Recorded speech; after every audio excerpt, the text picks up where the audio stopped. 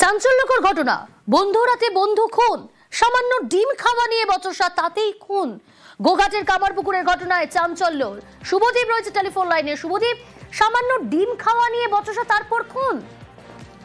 একেবারেই দেখো প্রিয়াঙ্কা, জগদ্ধাত্রী পুজোর বিসর্জন ছিল কামারপুকুরের একটি ক্লাবের।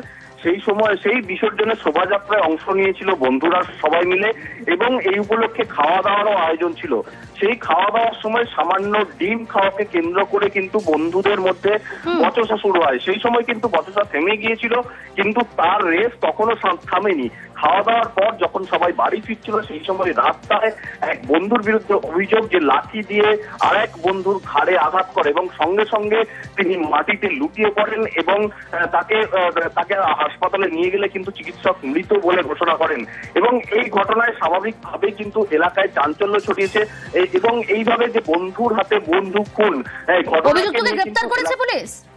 দেখো, অভিযুক্তকে কিন্তু এদিন সকালেই গোঘাট থানার পুলিশ আটক করেছে। এখনো পর্যন্ত তাকে গ্রেফতার দেখানো হয়নি, যেহেতু লিখিত অভিযোগের প্রক্রিয়া এখন চলছে, সেই কারণে এখন